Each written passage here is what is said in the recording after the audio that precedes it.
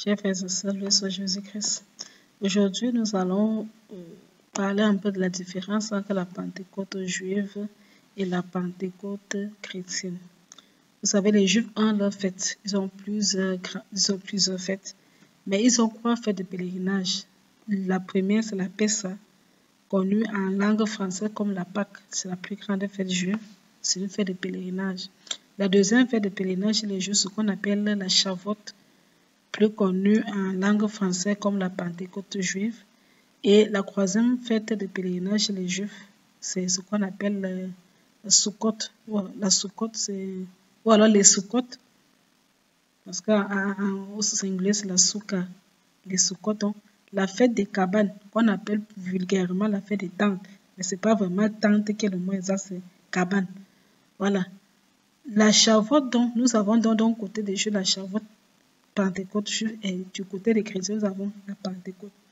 La différence donc entre les deux, c'est quoi? Nous avons une Pentecôte juive, Pentecôte chrétienne. Il faut savoir que chez nous les chrétiens, nous qui croyons en Christ, nous célébrons la Pentecôte, la descente de l'Esprit Saint sur les apôtres.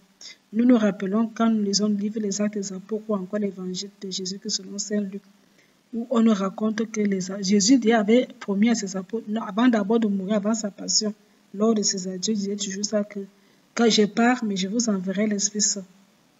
C'est lui qui vous enseignera tout et il vous rappellera tout ce que je vous ai enseigné.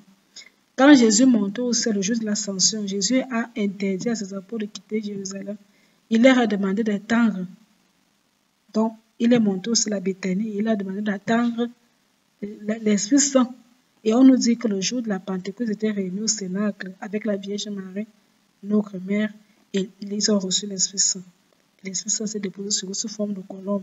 Et l'un des signes de transformation, c'est que eux qui avaient peur, qui se cachaient, s'enfermaient dans les maisons, n'avaient plus peur. On voit le premier discours de Pierre officiel qui parle au nom des apôtres, témoignant de Jésus qui est ressuscité.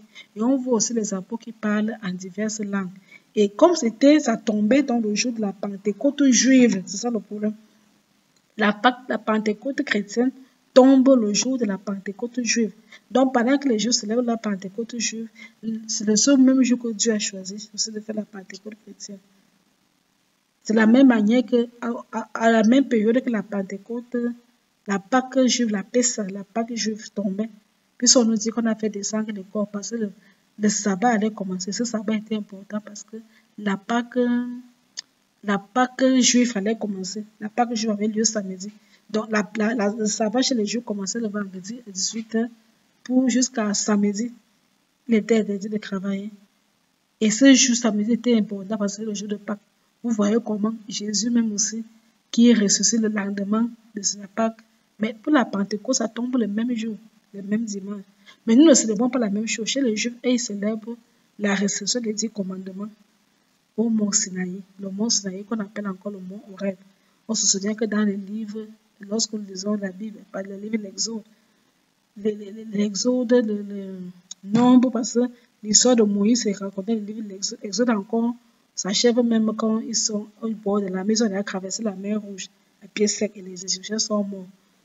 Mais on voit, surtout avec les nombres au désert, au mont Sinaï, Moïse va recevoir les 10 commandements dans les tablettes. C'est le même mont Sinaï qu'on appelle le mont Horeb. Dans le Pentateuque, c'est le mont Sinaï.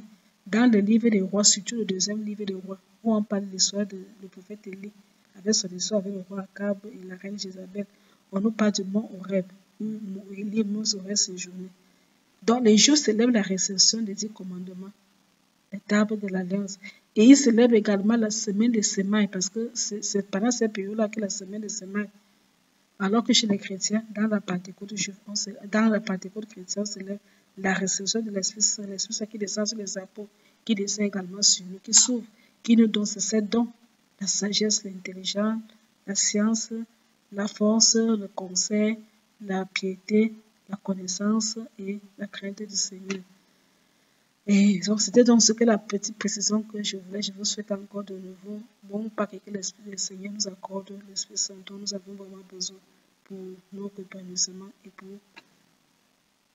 nos missions. Que Dieu vous bénisse abondamment.